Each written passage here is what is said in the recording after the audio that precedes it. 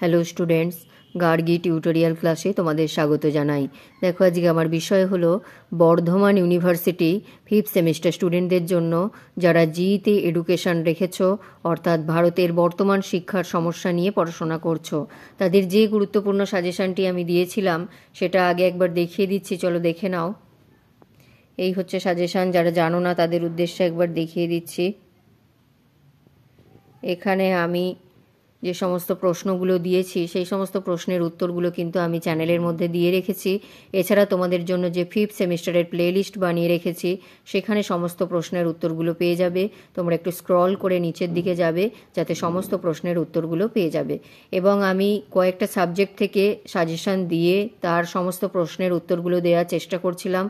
আর এর আগে আমি তোমাদের ডিএসসি যে পলিটিক্যাল সায়েন্স, তুলনামূলক রাজনৈতিক তত্ত্ব যাদের আছে, সেই সাবজেক্টেরও এইরকম সাজেশন দিয়ে তার সমস্ত প্রশ্নের উত্তর কমপ্লিট করে দিয়েছি।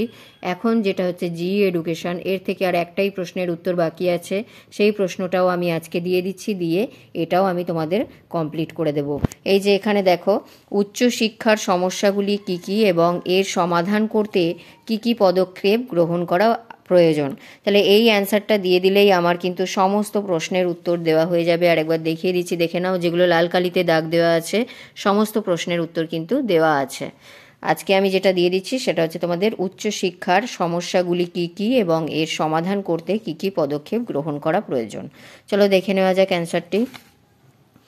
এখানে খুবই কম এবং ছোটোভাবে আছে, যা আছে সেটা পুরোটাই করাই ভালো, কারণ 10 নম্বরের এলে তো সমস্তটাই লিখতে হবে।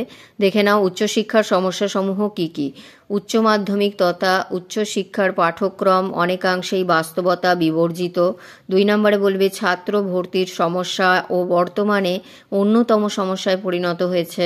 3 নম্বর হচ্ছে আর্থিক সংস্থান উচ্চশিক্ষার ক্ষেত্রে একটি অন্যতম সমস্যা। 4 নম্বর হচ্ছে বিশেষজ্ঞ শিক্ষকদের যথেষ্ট অভাব রয়েছে।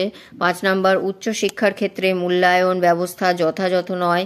6 নম্বর হচ্ছে উচ্চ মাধ্যমিক অনেকাংশেই নোট ভিত্তিক ও টিউশন নির্ভর হয়ে পড়ছে।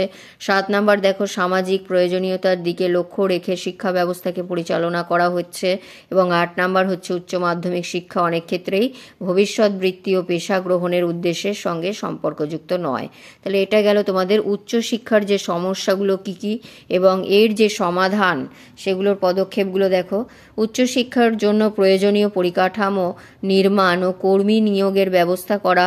2 হচ্ছে পাঠ্যক্রমকে বাস্তব উপযোগিতা ভিত্তিক করে তোলা। 3 হচ্ছে কারিগরি ও বিজ্ঞান শিক্ষার উন্নয়ন। 4 হচ্ছে দেশের বাজারের চাহিদা অনুযায়ী শিল্প উৎপাদন ও নতুন ধরনের পেশা ও বৃত্তির সঙ্গে সংযোগ রক্ষা করে নতুন বিষয় চালু করা। 5 হচ্ছে অনগ্রসর অঞ্চলে বিশ্ববিদ্যালয় ও কলেজ নির্মাণ করা।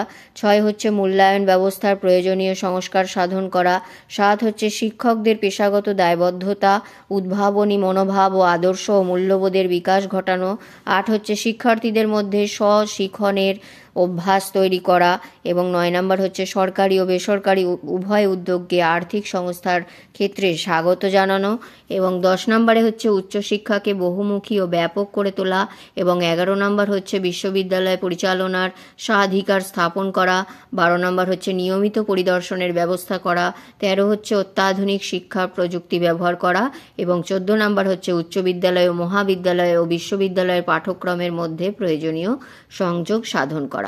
তাহলে এখান থেকে তোমরা মোটামুটি 10টা তো মনে রাখার চেষ্টা করবে, যেগুলো সহজ আছে তার থেকে 10টা করে নেবে এবং ওপরে যে 8টা আছে সেটা করে রাখবে, কারণ যদি 10-এ দেয় তাহলে তোমাদের 8টা তো দিতেই হবে, আর এদিকে যদি 10-এ দেয় তাহলে তোমরা 10টা মনে রাখার চেষ্টা করবে। তাহলে তোমরা 5-এ এলেও এটা ক্লিয়ার করে নিতে পারবে। এটা তো খুবই ছোট করে দেওয়া আছে, সুতরাং 10টা করা কোনো ব্যাপারই নয়, এটা করে নেবে ভালোভাবে।